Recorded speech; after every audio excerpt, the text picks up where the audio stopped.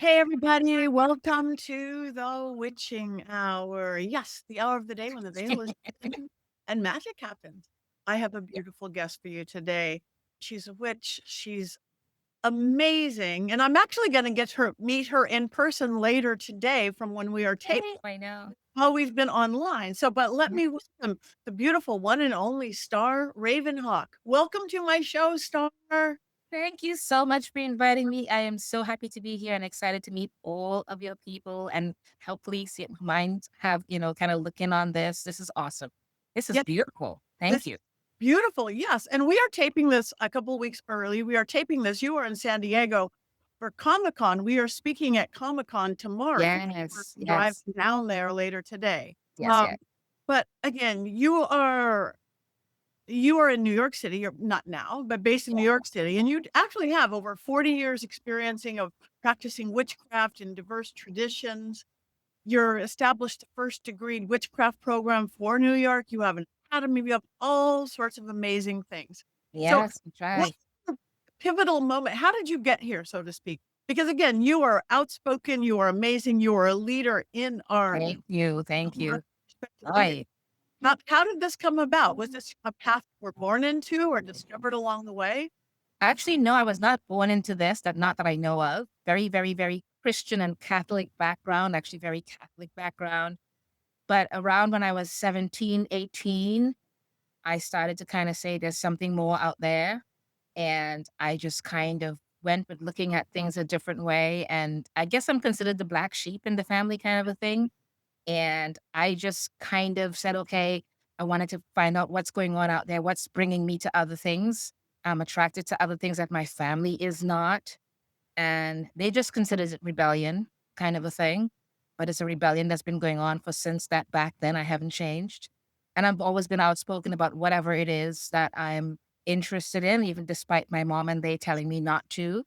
I started off with as a high magician coming from that point of view, and then went from there into being a witch and saying to myself, that's more where I feel my spirituality. From a high magician point of view, it's high magic is just magic. It's not spiritual. And I was more inclined to go towards the spiritual part. And that's where kind of took me. And I haven't looked back since. It's beautiful. I love it. You've actually again, you've demystified a lot of whether it's witchcraft or the practice itself. You've debunked a lot of common myths yourself, from broom flying to sinister warts. Uh, what do you think are the three top misconceptions people have about us, witches, or Oh goddess. They think we are Satan worshippers. And I am, and I'm not saying that there are not some groups of people that are that, and I have no judgment against anyone regarding anything, because to each his own. I don't think any one of us should be judging anyone on their spirituality or their religions. But for me, Satan is a Christian thing. They created him. They can hold on real tight to him. I am not gonna do that. That's their thing. I don't believe in him. You can't empower something that you don't believe in. It's not part of my religion or my belief system. That's their thing. They created him. Yeah. yeah, I believe wholeheartedly. That's my belief system, and I rarely see anybody say that. It's like, wait, Yeah, yeah. they're Hey, demon deity. I don't. yeah, they created him and every other religion and they enforce him. I've always believed he is like the biggest thought form on the planet because he's so empowered by so many religions giving him that empowerment. And I'm like, yeah, but that's not our thing. Majority of us do not believe in him. No. So then again, and you are a teacher. You've got your school. You've got witchcraft school. You teach all sorts of things, and your classes, like one that I looked up, bones, blood, and shadow magic. And you do a lot of candle based spells. You're very eclectic in your work. Yeah, pretty I much. love that about you because I like being all over the place. So, how accessible are this to people? So, when people are going, I have a lot of people kind of new to the craft or craft curious. What do you suggest a good starting point? In terms of books or schooling or what? All of the above, or practice, like personal practice. I think one of the things that you should do is read a lot. I will suggest reading the older books as opposed to the books that are written more recently, unfortunately, because I just think a lot of them are regurgitating things that have been written by authors who's been here a long time. If someone's going to regurgitate new things, I think they should just go to the source, the original authors of a lot of things. Um, so in terms of books, like I would recommend off the top of my head, what's her name? Silver Ravenwolf's book on To Stir a Magic Cauldron and To Ride a Silver Broomsticks. Reason I don't care what anybody says about her in terms of that, but those two books I have found to be the most educational authentically, because she doesn't just say, like a lot of authors would say, do say this and say that, but they never tell people when they say those certain words, what is it that it means exactly? What are they saying? Because you find people to this day, some of them are reverends and teachers, and they say certain words that I'm like, how do they not know that that's inaccurate? But so they be teaching things to people, things that they themselves have not learned is inaccurate because they have never been told differently. And she really will break it down for you. You can tell she either did a very lot of research or she studied not just witchcraft, but high magic and everything else. So she can come and tell you, if you're saying this, this is what it means, that kind of a thing. And so that way they'll be an informed person on what they say, which Right. a lot of people, unfortunately, I'm sorry, but they don't know, or they just Right. I agree. And that is how I was raised too, because I started in those early 80s. So those are the books that we had Right. on the base as well. And Yeah. it is interesting that you say about, I mean, I'm writing books now too, so a new author, but our belief system is supposed to be, we are supposed to think for ourselves, not just do something because somebody Right, says right. to. So the more that we know what and why and how and where works with our belief system. But let me kind of certain things. What I mean by new authors, I mean that those younger authors, not that they have nothing to teach. I'm just saying the younger authors, if you read their books, go and check back with the earlier book or someone our ages writing a book. We are talking about things that we know from years ago of Years. what we know were accurate. We were not just researching it, we were part of the research. The new authors or the younger authors, I mean, I don't mean to say it that way, but it's the truth. They cannot pay me to buy their book because the majority of it that I've read for free, because they want me to either say something on their book or something like, I'm sitting there going, either it's very inaccurate or it's exactly what other authors that I've heard that are more on the older side wrote initially. They're not plagiarizing exactly, but it's not, no, it's just, I'm No sorry. new Yeah. discoveries or perceptions. I think that's It's just the truth as it is. Yeah.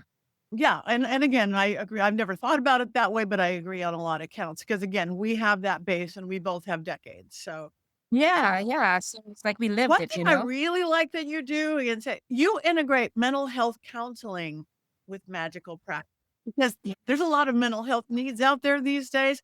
So how do rituals Yes. like the past life revocation or the underworld kits facilitate deep healing for because I've never known humans to need more deep healing than right now.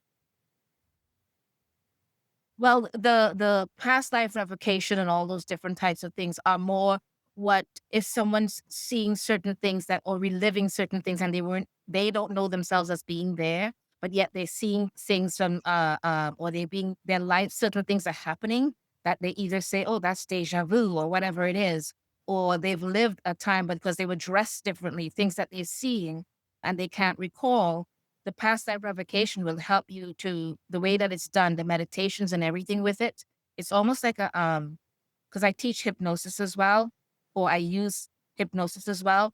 So a lot of it is taking that person back to that time and helping them to the meditations with it are helping them to be able to bring forth some of it. And it's something that if they repeat and it tells them how many times to repeat going over it and working with it and guiding them as to help them set to help themselves so that because if you pay for a session with someone for something like this, it will Mhm. cost a good penny.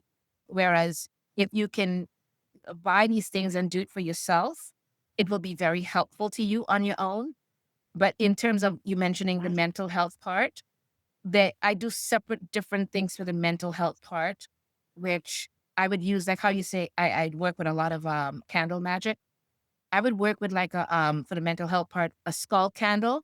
There's a beautiful young lady, I forgot her name, Misty. Sorry, Misty. She makes these candles with the skull that has the cut out in the middle and the cap of the skull on the top. And you would open that scalp up and you'll work with the temporal lobe area, which handles most of the majority of people's mental health issues. And you could do different types of magic working in that area and the spell work and the sigils and stuff like that pertaining to there to try to give them Oh, more that's control beautiful. I've never seen of a that candle like area. that. And yeah, yeah. And so the minute, I mean, you can work any type of magic with those candles, but particularly I work with it for mental health patients that I have or clients. And it's things that you can work with them with a session, or you can help them either be able to guide themselves with it at home, or have someone, an adult or someone that is able to help them guide it with it at home. So that way they can work with, a bit of self-care at the same time, but working on their mental health. Beautiful. So you have your Wiccan Family Temple, and it seems to be very family Hmm. focused. Yes, How important yes. to you is intergenerational inclusion with magical practice? Because I know you came into your own very Catholic. The Wiccan Family Temple, we started because a friend of mine and I both had our kids, and they were between a year and a half to 2 years old. And we would try to go to rituals with different covens and groups in the city, in New York City. And we were not very welcomed because they did not like having kids around there. And we were like, but why not? Our kids should be able to be raised with our or faith or belief system or religion, just as any other religion. We have that right. But the adults were not very welcoming with it to us. And we would be, for instance, we were actually called breeders by a couple of them, and that we found very offensive. So then we just decided to start our own thing. So we kind of started with just the two adults and our kids, both our kids. And that's how we started out. And then it grew from there with people coming over time from being pregnant, and then their kids being born into it with us, and they got the kids running around saying the full part of a ritual and saying, so mote it be, and everything. And they knew the lines because they grew up hearing us say things and do things in our ritualistic way. Um, and it was really brilliant watching that happen. And we just kind of said, what are we going to call ourselves? And being that the word Wiccan, Wiccan, means more than one male witch, we decided, since people see the word Wiccan as, I guess the Wiccan religion, they don't realize that the word just means a male witch. We kind of went with that, and we left that as Wiccan Family Temple, meaning more than one witch, meaning as a temple kind of a thing. Okay, So it grew from there. Yeah. that's beautiful. Yeah. You also founded the First Degree Witchcraft program in New York as well, right? Yeah. Yeah. Yeah. We found it. Sorry, go ahead. No, did that also meet needs just like the Wiccan Family Temple did that were not being met somehow? Yes. Well, first of all, if you look around, there's a lot of, just nationally, a lot of groups that are pagans, or if they are temples or whatever it is, or covens. None of them were ordaining their people on their own. They were going to, like Universal Life Church or different things and getting it. Not that they're not brilliant. I mean, I think Universal Life Church has come a long way from years ago, but that's what they're doing. They're not becoming ordained within their structure, pagan structure of some sort. So we decided to, with what's her name, Amber Kay, her book Covens, that I think it's called. But anyways, yeah, like she wrote a whole part on the bylaws and different things like that, and so I followed some of that, and I went with all the laws of New York State, which I found out is the hardest state to be able to become uh, uh, a religious structure and follow, to be able to ordain our own people, and what was required. So we followed between what they want, which is we have to adapt to the Christian structure of how it's written because they were the ones who created it. And then we added our pagan side to it. And that's what I pretty much did. And we created the first witch school in New York State that ordains its people. So they go through the first, the second, and the third degree. And then they do 1 year of what we consider university type structure. And then they become, what you call it, a priest or priestess. And they become able to get their reverend license through us. They're ordained via me. and this New York State structure, which when you're ordained in New York State, you're pretty much ordained in all 50 states and Canada. Because when our students have moved on from, like, if they moved out to, like, some of our students moved out to California or different places, when they got there and they were told them, I came to register in your state as a reverend, they showed them the New York State license and they were told, just sign here and that was it. So they're pretty good at that because New York is pretty strict. That is good. That is needed. I am one of those universal life reverends because I didn't have Yeah, yeah. I did it at first that. too. Well, yeah. I did it first too because that's why I was like, why can't we do our own thing? What's stopping us? And then Yeah. that's when I started doing the research and decided I will make this work. And I did. Wow, good for you. Yeah, because I didn't know what other options I had to be able to, like, legally marry people and stuff that so that like, Yes, yes, that's learning what I that. mean. Yeah. So, Yeah, yeah. wow. You follow their state laws and adapt to it and you make it work. Yeah. Okay. Um, you also are a death doula, correct? Again, Yes, yes. that amazes me. Again, that as a career offering end of life guidance. How does you as a witch, as a spiritual leader, support grief and closure? Is that How I didn't hear the end of the question, oh, sorry. just with the what you offer in guidance, how much does your belief system help or become a part of working with people? Well, this is the part where I don't put my belief system in there essentially because we want to be able to work with many people from different backgrounds depending on what they require. But it is best if you're interfaith kind of a thing, which is what we teach. More, we don't teach just structurally one tradition.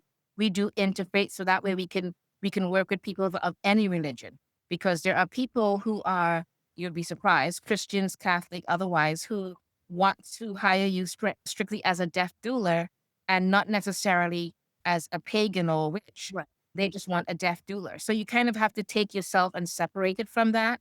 And yes, you're saying that you're also this witch and all of that, and that you're a reverend, but you're also letting them know that you're here as their death doula or death midwife.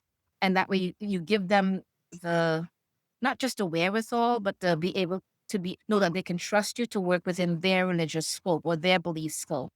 And combining it, my death doula practice is more combined also with herbalism and all the different things. So that way they're not just getting traditional structural death doulaship or death doula practices with them, because I offer, like, if there's someone who's going through certain things and pain and just taking care of them, I create different herbal things for their skin or for to help with their pain, massaging a bit, music, different things that it's able to help them, because the whole thing is to be able to make them go through the end of life in relief, stressless, peaceful, to be as conducive as possible for them, because it's their life. They should be able to end it on their own terms.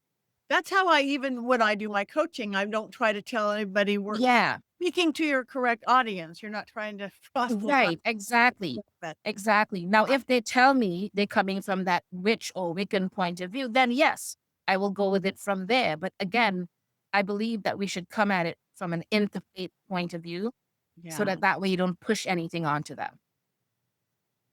right. Is it fear people are most of the unknown, or is it just and that's what's answered by faith? It's just intriguing to me. It's such an I area. think it's the fear of the unknown. I think if we learn to teach them certain things about themselves, acceptance of certain things that we let them know about. I think educating them on how it was done initially, because I think the way that people did it initially, our ancestors and things like that, they were all there. The family was there. They took care of each other together. They didn't leave you alone in a hospice or anything like that. They actually were there as a group. I like the way that the Hindus do it in India. I like that they're there and the whole family is there as the person is passing. When the person passes, they keep it on right there in the house, and they go through certain rituals that they do. And I think that's something that, if we can provide for people, create that familial structure for them that they may not have, because a lot of them die alone or very lonely, the thing. And I think we need to be able to show them that they can, when they leave this place, people will remember them, have them create legacies that can be left behind and leave things, because everyone, I don't care who they are, wish to be remembered in some way for something. Here, create something. Here's a book with all of the pictures of me from a child coming forward. You know what I mean? All the things that you can think of. Everybody wants to leave their mark on this world, good, bad, or indifferent, which majority wants to leave something good. But you know what I mean? It's having them be able to say, I'm going out on my own terms. I think that's all we wish we can do. Yeah. And if you can help create some of that for them, or at least clear the way for them to have a lot of what they need, I think you're doing your job. I think that's beautiful. And again, Yeah. much needed. Okay, let's go to ends of things. So, and you adapt. How do you adapt traditional rituals to your modern urban witchcraft, New York City? So, say something like Samhain. That's the time of the ancestor and honoring day. So, what roles or rituals, say dumb suppers or your lantern processions, play in modern times? I was We badly worded, but I know what my thought process was. yeah. I kind of get what you're getting at. You. I'm a very much I would say, I shouldn't say traditionalist. I'm a throwback, basically. I call it throwback because before the traditionalist, or before the reclaimings, or whatever it is, always try to achieve or go back to what is it that our ancestors did at the time of Samhain. Try to go back to some of that. Try to do things where we remember them for who they are. I believe in this system. I watched a movie once called Coco, and I always thought that movie embraced death so well, and kind of to help even children understand death. Because again, we know kids that die young. So if you're working as a death doula, working with children will also help with that. And with that movie, some people got offended, some adults got offended. Why are you showing a movie like this? But it taught kids that death is normal, it's natural, this can happen at any age. And all it is a matter of the dead would like to be remembered. And the minute we stop remembering them, then they really die. Because it's like they dusted. They know that there's nothing here for anyone to see and observe and remember them for. Because everyone, even children, have wisdom that they could pass on. Or the way you'd be surprised how children at, say, St. Jude's Children's Hospital that are dying, a lot of them are so wise beyond their years and accepting of death, where you would find an older person terrified of it. And then maybe that young child could teach them about that as well. There's so many things that we as human beings are afraid of because we are afraid of the unknown. And it's a matter of teaching them that it's not just accepting what it is that's happening to them, but letting them know that there are people that are here and that will remember them, and their legacies will be left behind. That is beautiful, and one of my favorite movies. We even did it for I Witch. know, right? I loved that movie. I thought it was so Oh, brilliantly done. yeah, so brilliantly done, as an animated.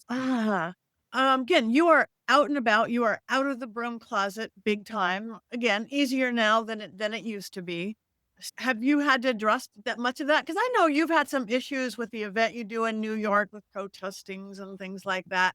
Is that, our scary times now, is that lesser or more or a little bit of both? Lesser now. It's strange because I when I was younger, I think I was always out of the closet. I've never been that kind of closet person, because once I knew where I was going, I just out. But over the years, you've had people say certain things, and I would just play it up, and like, they would be like, "Oh my gosh, she's a witch, and look at what she's wearing," and I'm like, "Yeah, be afraid, be very afraid," and I don't care. But I think as I got older, I kind of got more where I really don't care. Zero caring and whatever anyone thinks. And I would just say and do whatever it is I want to do, because they do it very well when it's their religion. At any age, they're very prominent, and they speak proudly of it. So why can't we? Why Exactly. do we have to hide? Why do we, yes, I know it's created a bit of trying times for us coming up for any religion outside of Christianity. But we have to either say we're going to live in fear, or we're going to I might as well go out without being the way that I am. I'm not going to be able to be afraid of something like that, or being myself. I love that. Okay. Again, you are so multifaceted. You are so amazing. I can't wait. Well, thank you. In a matter of hours, I get to be live and nationwide for the first time. So, but other than that, if everybody has fallen in love with you like I have, do you have anything coming up you could let people other than that that'll be over what we're doing today, tomorrow? But where can people find you? Where can people find all the things that you do? Okay. You can email me at charmed by star with two R's at hotmail.com. You can reach me on Facebook under Starr Ann RavenHawk or as Reverend Starr RavenHawk. I think Instagram, we are Witches Best USA because we create Witches Best, and that happens once a year. This year was the 14th year, so yay us. And we had to fight for that privilege and be grandfathered in with the city because we grandfathered in, meaning that there are no more events going to be allowed in New York City, just like that. They said it's too many, so that's it. So whoever is already there, they're grandfathered in. But yeah, I think that's it. If you want to go to our academy for any classes or anything like that, you can check us out. WFT Academy of Pagan Studies.org. I think that's it. Oh, and WiccanFamilyTemple.org. You guys check her out. The more I looked into things and more I studied, you are just such a beautiful, again, representation of what I believe, what we believe, what we can be Yeah. as humans. Thank you. Appreciate that. So, thank you, Starr.